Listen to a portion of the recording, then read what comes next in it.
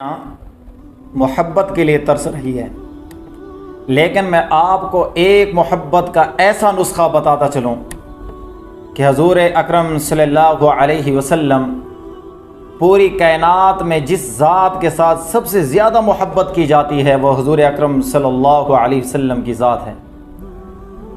آج ہمیں محبت ملتی نہیں، وجہ کیا ہے؟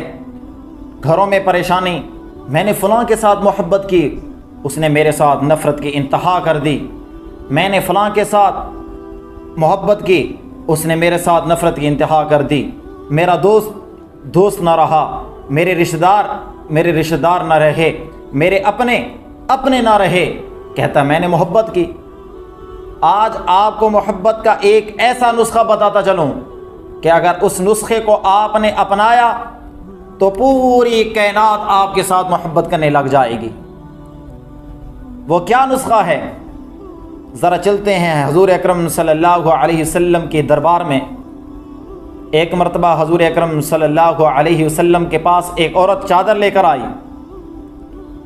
حضور اکرم صلی اللہ علیہ وسلم سے فرمایا اس عورت نے، یا رسول اللہ، میرا دل چاہتا ہے کہ آپ اس چادر کو اوڑھ لیں۔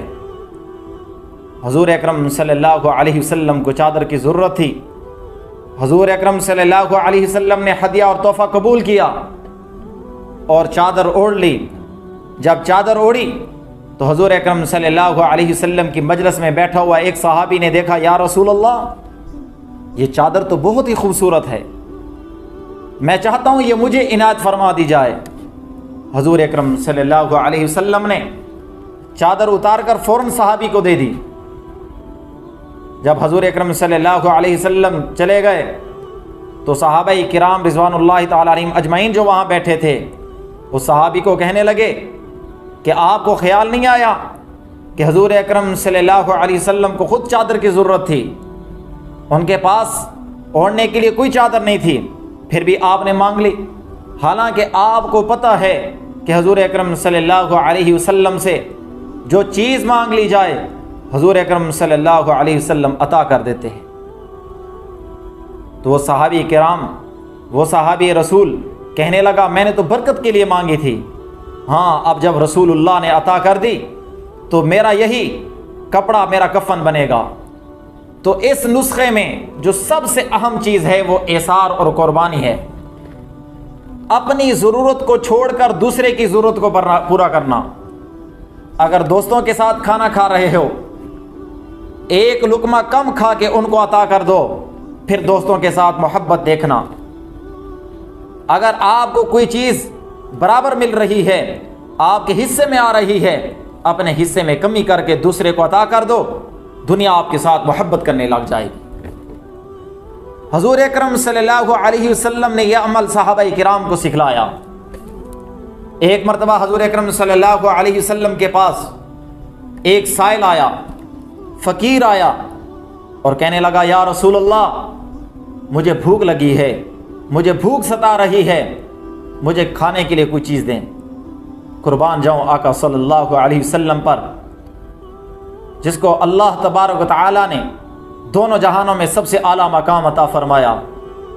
حضور اکرم صلی اللہ علیہ وسلم نے اپنے ایک ازواج مطہرات کے پاس پیغام بھیجا کہ ہے کوئی کھانے کی چیز، ایسا آدمی آیا ہے جس کو بھوک لگی ہے، اس کو عطا کر دیا جائے۔ تو گھر سے آواز آئی، گھر سے جواب آیا کہ یا رسول اللہ، آپ پر ہمارے ماں باپ قربان، قسم ہے اس ذات برحق کی جس نے آپ کو نبی بنا کر بھیجا، گھر میں پانی پینے کے علاوہ اور کوئی چیز نہیں۔ یعنی اللہ کے حضور، اللہ کے رسول حضور اکرم صلی اللہ علیہ وسلم جو دو جہان کے سردار ہیں، گھر کی حالت یہ ہے کہ پینے کے پانی کے علاوہ اور کوئی چیز نہیں کھانے کی، تو حضور اکرم صلی اللہ علیہ وسلم نے دوسری ازواج مطہرات کے گھر میں پیغام بھیجا کہ کوئی کھانے کے لیے چیز مل جائے۔ تمام گھروں سے یہی پیغام ملا کہ پینے کے پانی کے علاوہ اور کوئی چیز نہیں کھانے کی۔ تو حضور اکرم صلی اللہ علیہ وسلم نے فرمایا، میرے صحابہ کرام کون ہے جو اس آدمی کی خدمت کرے، اس کو کھانے کے لیے عطا کر دے اور اللہ اس سے راضی ہو جائے گا۔ تو حضور اکرم صلی اللہ علیہ وسلم کا ایک پیارا صحابی جسے حضرت طلحہ ابو طلحہ کہا جاتا ہے، اس نے کہا یا رسول اللہ میں حاضر ہوں، اس کو میں اپنے ساتھ لے چلتا ہوں، اس کی میں خدمت کرتا ہوں۔ حضرت ابو طلحہ رضی اللہ تعالی عنہ گھر آئے، سعادت مند بیوی سے پوچھا کہ گھر میں کوئی چیز کھانے کے لیے ہے؟ بیوی نے کہا صرف اتنا کھانا ہے کہ بچوں کا گزارا ہو جائے، ہمارے لیے بھی نہیں ہے، بس وہی کھانا پڑا ہے۔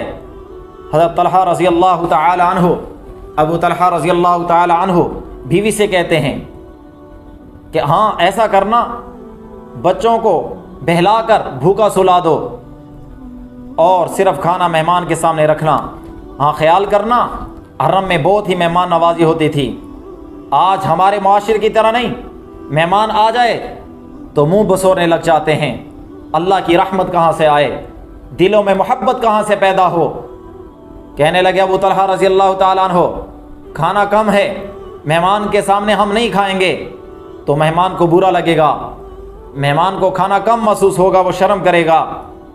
جب مہمان آ جائے آپ کھانا سامنے رکھ دینا، اور جب مہمان کھانا شروع کرنے لگے تو آپ چراغ کو بجھا دینا ٹھیک کرنے کے بہانے، تاکہ اندھیرے میں اس کو پتہ نہ چلے کہ ہم کھانا کھا رہے ہیں یا نہیں، تو ہم ایسے ہی منہ کو ہلاتے رہیں گے جیسے کھانا چبا رہے ہیں۔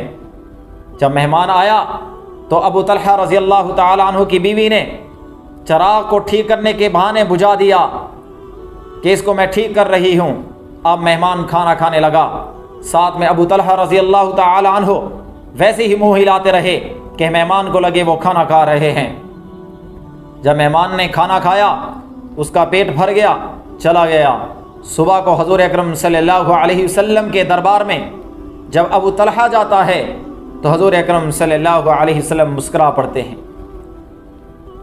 فرماتے ہیں ابو طلحہ اللہ نے آپ کی اور آپ کی بیوی کی تعریف کی ہے، اور قرآن بھی کہتا ہے وَيُؤْثِرُونَ عَلَىٰ أَنفُسِهِمْ وَلَوْ كَانَ بِهِمْ خَصَاصَةٌ کہ صحابہ کرام نے اثار کی مثالیں قائم کر دیں، انہوں نے قربانی دی، اپنی جان پر دوسروں کو فضیلت دی۔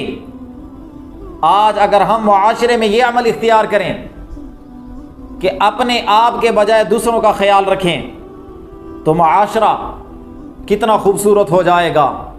آج ہر آدمی کو اپنی پڑی ہے، اس لیے دنیا میں محبتیں ختم ہو گئیں۔ ہر آدمی کو اپنی راحت چاہیے، اپنی زیادہ جائیداد کی حرص میں، مال کے حرص میں دوسرے کے حقوق تلفی کر رہے ہیں، اس کی وجہ سے نفرت پھیل رہی ہے۔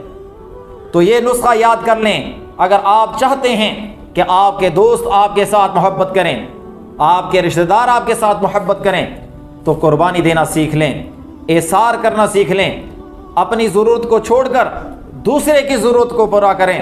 اللہ آپ کی ضرورتوں کو پورا کرے گا اور ان کی دلوں میں آپ کی محبت بیٹھ جائے گی۔